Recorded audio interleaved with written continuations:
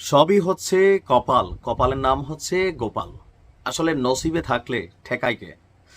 গেল 2 দিন যাবৎ সারা বাংলাদেশের বিভিন্ন জায়গায় সোশ্যাল মিডিয়া প্ল্যাটফর্মে বা মূল মূল যে মেইন স্ট্রিম মিডিয়া আছে সেখানে একটা বিষয় আলোচনা হচ্ছে। ডক্টর মোহাম্মদ ইউনূস তিনি যে যুক্তরাজ্য সফরে যাচ্ছেন সেখানে তিনি একটা অ্যাওয়ার্ড গ্রহণ করবেন, যেটা হচ্ছে কিংস চার্লস হারমোনি অ্যাওয়ার্ড। মানে যুক্তরাজ্যের যিনি রাজা আছেন এই মুহূর্তে, রাজা তৃতীয় চার্লস, তিনি একটা বিশেষ অ্যাওয়ার্ড দিবেন। কিন্তু প্রশ্ন হচ্ছে এই অ্যাওয়ার্ডের তালিকায় ওনার নাম আছে কিনা। না, ওনার নাম নেই। তাহলে প্রশ্ন হচ্ছে কিভাবে নাম না থাকার পরেও তিনি এই অ্যাওয়ার্ডটা পেতে যাচ্ছেন? আলাদা কি কোনো উপঢৌকন দিচ্ছেন বা কোথাও কোনো সিস্টেম করে পুরস্কার নিচ্ছেন? অনেকে প্রশ্ন তুলেছেন। কিন্তু বিষয়টা সম্পর্কে একটা বিবৃতি এসেছে গণমাধ্যমে যে আদৌ ডক্টর ইউনূস এই অ্যাওয়ার্ডের জন্য মনোনীত হয়েছেন কিনা এই মুহূর্তে সন্দেহ প্রকাশ করা হয়েছে। অনেকে কিংস ফাউন্ডেশনের ওয়েবসাইটে যারা এই পুরস্কারের জন্য তালিকাপ্রাপ্ত হয়েছেন তাদের নামের ক্ষেত্রে ডক্টর মোহাম্মদ ইউনূসের নাম নেই, সুতরাং তিনি হয়তো অ্যাওয়ার্ডের জন্য মনোনীত হননি।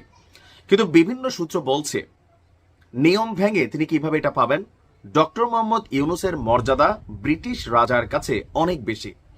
তিনি বিশ্ব মঞ্চে অনেক উপরে উঠে গেছেন, তাই তাকে কোথাও অন্যদের সঙ্গে প্রতিযোগিতা করতে হয় না। অর্থাৎ প্রথমে নমিনি এবং পরে চূড়ান্ত বিজয়ী হতে হয় না। তিনি প্রতিযোগিতার বাহিরের ক্যারেক্টার।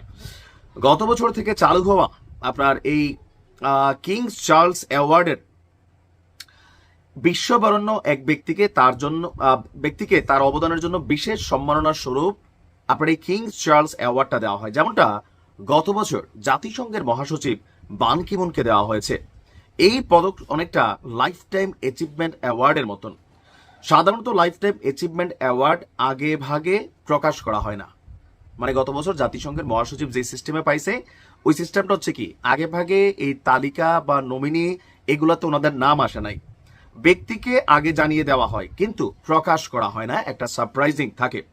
ঠিক একই ঘটনা ঘটেছে ডক্টর মোহাম্মদ ইউনূসের ক্ষেত্রেও।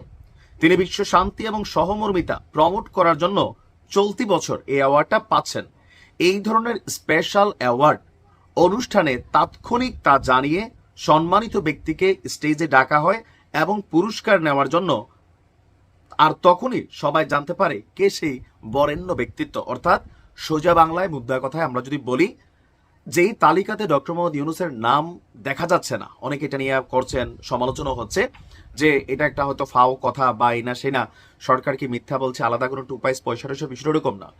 জাতিসংঘের মহাসচিবকে যেই সিস্টেমে তাৎক্ষণিকভাবে এটা দেওয়া হয়েছে ডক্টর মোহাম্মদ ইউনূসের ক্ষেত্রেও যুক্তরাজ্যের রাজা তাৎক্ষণিকভাবে তাকে দিবেন, ইউনূসকে জানিয়ে দেওয়া হয়েছে। কিন্তু ওই ওয়েবসাইটে বা নমিনিদের যে তালিকা বাছাই যাচাই চূড়ান্ত পর্যায় থেকে বিজয়ী, এরপরে হচ্ছে অ্যাওয়ার্ড গ্রহণ, ডক্টর ইউনূস এই সিস্টেমের বাহিরে। অর্থাৎ ওনার জন্য এই অ্যাওয়ার্ডের যে সিস্টেম আছে সেই সিস্টেমটা কার্যকর না।